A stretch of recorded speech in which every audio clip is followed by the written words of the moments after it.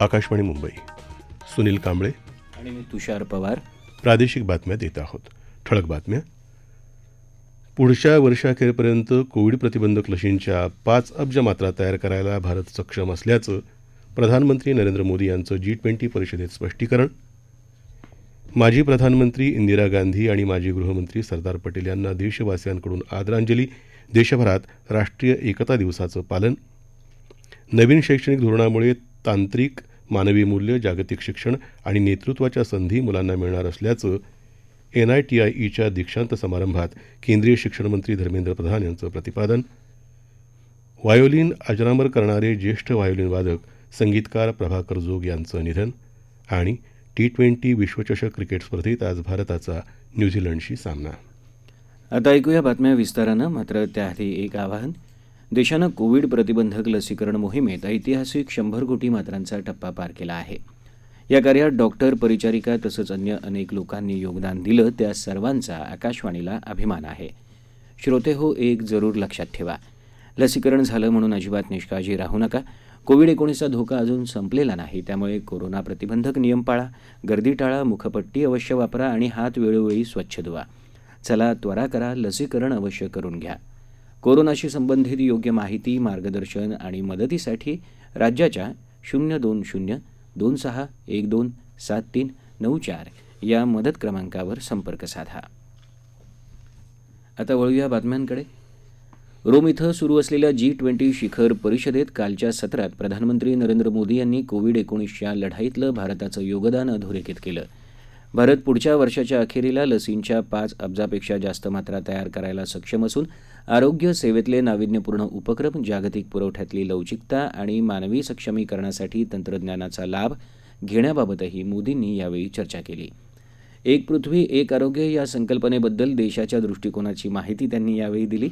जागतिक भवितव्यासाठी सर्व राष्ट्रांनी एकत्र काम करायची गरज त्यांनी व्यक्त केली.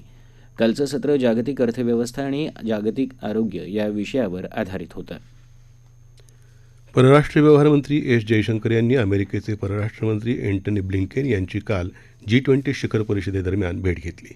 या भेटीत उभय देशांच्या संबंधांबाबत विस्तारानं चर्चा झाली. उभयतांनी दोन्ही देशातल्या महत्त्वाच्या माहितीची देवाणघेवाण केली, अशी माहिती जयशंकर यांनी दिली. प्रधानमंत्री नरेंद्र मोदी यांनी काल व्हॅटिकन इथं पोप फ्रान्सिस यांची भेट घेतल्यानं देशभरातल्या ख्रिस्ती बांधवांनी आनंद व्यक्त केला आहे.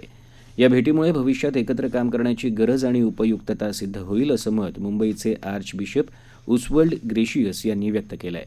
पोप यांना भारताबद्दल फार उत्सुकता आहे आणि याबद्दल ते नेहमी बोलतात, असंही ग्रेशियस यांनी म्हटलं आहे.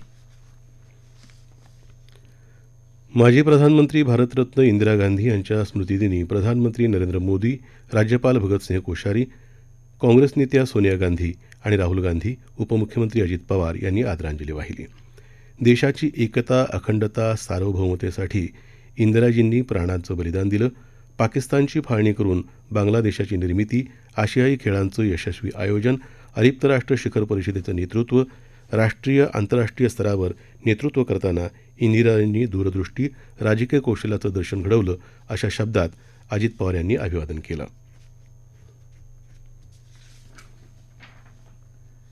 भारताचे पोलादी पुरुष सरदार वल्लभभाई पटेल यांच्या 146व्या जयंतीनिमित्त आज देश राष्ट्रीय एकता दिन साजरा करत आहे.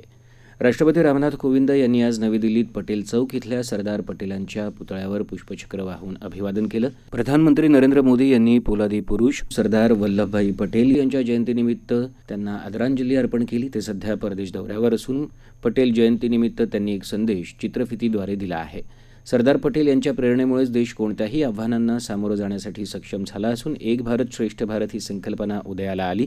भारत हा केवळ भौगोलिक क्षेत्र नव्हे तर समृद्ध आणि गौरवशाली परंपरा आणि संस्कृती जपणारा देश आहे. सरदार पटेल यांच्या कार्यामुळे ते केवळ इतिहासात नव्हे तर प्रत्येक भारतीयाच्या मनामनात वस्ती करून आहेत, अशा शब्दात प्रधानमंत्री नरेंद्र मोदी यांनी पटेल यांना अभिवादन केलं आहे. केंद्रीय गृहमंत्री अमित शहा यांनी गुजरातमध्ये केवडिया इथल्या स्टॅच्यू ऑफ युनिटी परिसरात राष्ट्रीय एकता दिवसाच्या कार्यक्रमात भाग घेतला. मातृभूमीच्या एकता आणि अखंडतेसाठी सर्वांनी समर्पण भावनेनं काम करावं, हाच सरदार पटेल यांच्या जीवनकार्याचा संदेश आहे, असं शहा यांनी ट्विटरवर म्हटलंय. सरदार पटेल यांच्या कणखर नेतृत्वामुळे प्रचंड विविधता असलेल्या प्रांतात एकतेची भावना रुजवून राष्ट्रनिर्मितीचे घट्ट बंध निर्माण झाले असंही त्यांनी म्हटलं आहे. पटेल यांनी देशाची अखंडता कायम ठेवण्यासाठी दिलेलं योगदान विसरून चालण्यासारखं नाही, अशा शब्दात केंद्रीय मंत्री अनुराग ठाकूर यांनी त्यांना श्रद्धांजली अर्पण केली. केंद्रीय नगरविकास आणि गृहनिर्माण मंत्री हरदीप सिंग पुरी, गृहराज्यमंत्री नित्यानंद राय, परदेश व्यवहार राज्यमंत्री मीनाक्षी लेखी, दिल्लीचे नायब राज्यपाल अनिल बैजल यांनी देखील पटेल यांच्या पुतळ्यावर पुष्पांजली वाहिली. त्यानंतर नित्यानंद राय यांनी उपस्थितांना राष्ट्रीय एकतेची शपथ दिली. सरदार वल्लभभाई पटेल यांच्या 146व्या जयंतीचं औचित्य साधून राज्यपाल भगतसिंह कोश्यारी यांनी आज राजभवनात रक्तदान शिबिराचं उद्घाटन केलं. सरदार वल्लभभाई पटेल यांच्या जयंतीनिमित्त तसंच इंदिरा गांधी यांच्या पुण्यतिथीनिमित्त राज्यपालांनी त्यांच्या प्रतिमांना पुष्पांजली वाहून अभिवादन केलं. राष्ट्रीय एकता दिनानिमित्त राज्यपालांनी राजभवनातले कर्मचारी आणि अधिकारी यांना राष्ट्रीय एकात्मतेची शपथ दिली. सरदार पटेल यांच्या स्मृतीप्रित्यर्थ आयोजित आकाशवाणीच्या गौरवशाली व्याख्यानमालेचं यंदाचं पुष्प संरक्षण दल प्रमुख बिपिन रावत यांनी गुंफलं आहे. देशाच्या सीमांचं परकीय आक्रमणापासून आणि अंतर्गत संकटापासून रक्षण करण्यात सेनादलाची भूमिका अतिशय महत्त्वाची आहे. संरक्षण मजबूत असेल तरच इतर विकास साधणं शक्य होतं. देशाच्या अखंडता आणि एकात्मतेसाठी योग्य तिथे सशस्त्र दलांचा वापर करण्याची दृष्टी सरदार पटेल यांच्याकडे होती, याचा उल्लेख रावत यांनी केला आहे. या प्रादेशिक बातम्या आकाशवाणीच्या मुंबई केंद्रावरून देत आहोत. आकाशवाणीच्या मराठी बातम्या www.newsonair.gov.in/मराठी या संकेतस्थळावर वाचता येतील.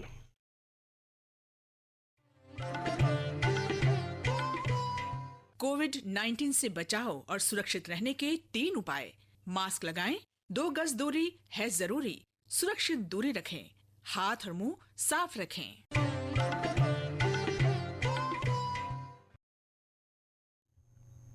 प्रादेशिक बातमीपत्रात आपलं पुन्हा एकदा स्वागत. नवीन शैक्षणिक धोरणामुळे मुलांना तांत्रिक, मानवी मूल्य, स्वविकास, जागतिक शिक्षण आणि नेतृत्वाच्या संधी मिळतील, असं केंद्रीय शिक्षण मंत्री धर्मेंद्र प्रधान यांनी म्हटलं आहे. ते आज मुंबईच्या राष्ट्रीय औद्योगिक अभियांत्रिकी संस्थेचा 26वा दीक्षांत समारंभात बोलत होते. सध्या भारत जागतिक स्तरावर व्यवस्थापन क्षेत्रात 12व्या स्थानावर असून आपापल्या क्षमतावृद्धी आणि नाविन्यपूर्ण तंत्रज्ञान क्षेत्रात प्रगती करायची आहे, असं ते म्हणाले. संगीतकार, संगीत संयोजक आणि व्हायोलिन वादक म्हणून तब्बल 6 दशकांहून जास्त काळ कार्यरत असलेले आणि गाणाऱ्या व्हायोलिनचे जन्मदाते म्हणून प्रख्यात असलेले प्रभाकर जोग यांचं आज सकाळी पुण्यात त्यांच्या राहत्या घरी निधन झालं. ते 89 वर्षांचे होते. मराठी आणि हिंदी चित्रपट संगीताबरोबरच भावसंगीतातही त्यांनी मोलाचं योगदान दिलं. ऐकूयात त्यांच्या कारकिर्दीचा आढावा.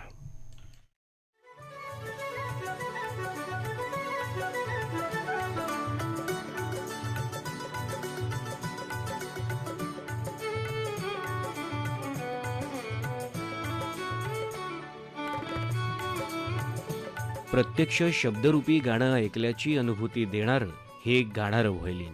या व्हायोलिनला प्रत्यक्षात गायला लावणारे संगीतकार प्रभाकर जोग यांचं आज निधन झालं. प्रभाकर जोग यांनी केवळ व्हायोलिनच्या माध्यमातून गदिमांच्या गीतरामायणातले अनेक प्रसंग जिवंत केले. वयाच्या अवघ्या 12व्या वर्षी तुटपुंजा बिदागीवर व्हायोलिन वादनाचे कार्यक्रम करणाऱ्या जोग यांनी पुढे संगीतकार सुधीर फडके यांचे सहाय्यक म्हणूनही काम केलं. व्हायोलिन वादक, संगीतकार आणि संगीत संयोजक म्हणून त्यांची कारकीर्द 6 दशकांपेक्षा मोठी आहे.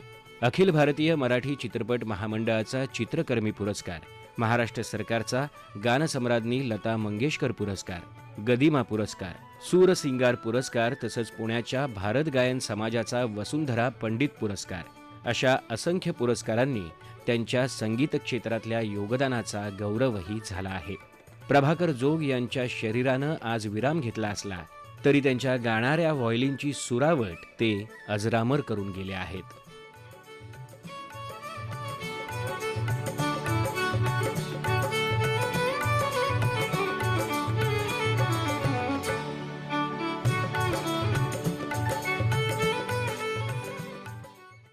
व्हायोलिन वादक आणि संगीतकार प्रभाकर जोग यांच्या निधनाबद्दल संगीतकार श्रीधर फडके यांनी आकाशवाणीवर आपल्या भावना व्यक्त केल्या. अतिशय सुंदर व्हायोलिन वाजवायचे ते आणि अतिशय जलदरित्या नोटेशन करायचे. मी अनेक वेळा ते ज्यावेळेला आमच्याकडे गाण्याची रिहर्सल्स चालायच्या, नवीन गाणी तयार व्हायची आणि अनेक गाणी त्यांनी बाबूजींबरोबर वाजवलेली. ते स्वतः उत्तम संगीतकार होते. अत्यंत सुंदर गाणी त्यांनी स्वतः चाली लावून बांधलेली आहेत. महाराष्ट्र साहित्य परिषदेचे कार्याध्यक्ष मिलिंद जोशी यांनीही प्रभाकर जोग यांच्या निधनाबद्दल दुःख व्यक्त केलं आहे. प्रभाकर जोग यांनी व्हायोलिनमध्ये एक युग निर्माण केलं. त्यांचा ज्यावेळेला पुलंच्या हस्ते सत्कार झाला त्यावेळेला पुलं म्हणाले होते की माणसं पराधीन असतात हे गदिमांच्या गीत रामायणामध्ये ऐकलं होतं, पण इतकी स्वराधीन असतात हे जोगांचं व्हायोलिन ऐकल्यानंतर लक्षामध्ये येतं. त्यांच्या निधनाने साहित्य, कला, संस्कृती या सगळ्याची अभिरुची संपन्न करणारा आणि त्या कला आविष्कारातून स्वतः आनंद घेणारा आणि इतरांना आनंद देणारा एक निखळ निर्मळ आनंद यात्री आपण गमावतो. आज दुपारी 2 वाजता वैकुंठ स्मशानभूमी इथं जोग यांच्या पार्थिवावर अंत्यसंस्कार झाले. प्रभाकर जोग यांच्या निधनानं गाणारं व्हायोलिन आता मूक झालं आहे अशा शब्दात मुख्यमंत्री उद्धव ठाकरे यांनी शोकभावना व्यक्त केल्या आहेत. जोग यांच्या निधनानं भारतीय संगीतातला महान कलावंत काळाच्या पडद्याआड गेला आहे असं उपमुख्यमंत्री अजित पवार यांनी म्हटलं आहे. T20 विश्वचषक क्रिकेट स्पर्धेत आज भारताचा सामना न्यूझीलंडशी होणार आहे. संध्याकाळी 7:30 वाजता दुबई इथं हा सामना सुरू होईल. 2003च्या विश्वचषक स्पर्धेत सेंचुरियन इथं झालेल्या सामन्यात भारतानं न्यूझीलंडवर 7 गडी राखून विजय मिळवला होता. तेव्हापासून न्यूझीलंडला एकदाही भारतावर मात करता आलेली नाही. सर्व सामने भारतानं जिंकले आहेत. महाराष्ट्रात नव्यानं आढळणाऱ्या कोविड रुग्णांची संख्या सातत्यानं कमी होत असून रुग्ण बरे होण्याचा दर वाढत आहे. काल 2148 रुग्ण बरे होऊन घरी गेले. 1130 नव्या रुग्णांची नोंद झाली तर 26 रुग्णांचा मृत्यू झाला. राज्यात आतापर्यंत एकूण 66,09,906 जणांना कोरोनाची लागण झाली. त्यापैकी आतापर्यंत 64,49,186 रुग्ण बरे झाले तर 1,40,196 रुग्ण दगावले. सध्या राज्यात 16,905 ॲक्टिव्ह रुग्ण आहेत. राज्यात रुग्ण बरे होण्याचं प्रमाण 97.57% झालं आहे तर मृत्यूदर 2.12% आहे. कोविड प्रतिबंधक लसीकरण मोहिमेत देशानं 106 कोटी मात्रांचा टप्पा ओलांडला आहे. काल 68 लाखापेक्षा जास्त नागरिकांचं लसीकरण झालं. त्यामुळे दिलेल्या एकूण मात्रांची संख्या 106 कोटी 18 लाखाच्या वर गेली. आज सकाळपासून 4 लाखापेक्षा जास्त नागरिकांचं लसीकरण झालं. महाराष्ट्रात काल 4,302 लसीकरण सत्रांच्या माध्यमातून 4,30,535 नागरिकांचं लसीकरण झालं. आत्तापर्यंत एकूण 9,80,89,958 मात्रा लाभार्थ्यांना दिल्याचं आरोग्य विभागानं कळवलं आहे. लसीकरण पूर्ण झालेल्या व्यक्तींना लोकल प्रवासाचं तिकीट द्यायची परवानगी राज्य सरकारनं दिली आहे. मदत आणि पुनर्वसन विभागाचे प्रधान सचिव असीम गुप्ता यांनी यासंदर्भात मध्य आणि पश्चिम रेल्वेला पत्र लिहिलं आहे. अत्यावश्यक सेवेत काम न करणाऱ्या व्यक्तींनाही एकीकडच्या प्रवासाचं किंवा परतीच्या प्रवासाचं तिकीट द्यावं असं त्यांनी या पत्रात नमूद केलं आहे. स्वातंत्र्याच्या अमृत महोत्सव वर्षानिमित्त आकाशवाणी मुंबईच्या प्रादेशिक वृत्तविभागानं विशेष कार्यक्रमांचं आयोजन केलं आहे. ऐकूयात एक आवाहन.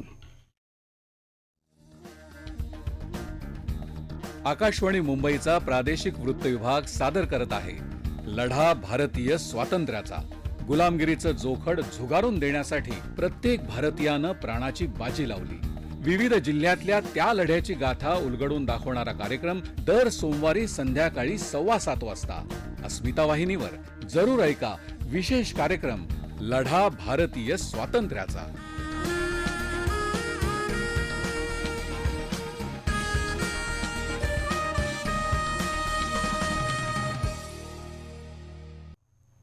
ठळक बातम्या पुन्हा एकदा. पुढच्या वर्षअखेरपर्यंत कोविड प्रतिबंधक लशींच्या 5 अब्ज मात्रा तयार करायला भारत सक्षम असल्याचं प्रधानमंत्री नरेंद्र मोदी यांचं G20 परिषदेत स्पष्टीकरण.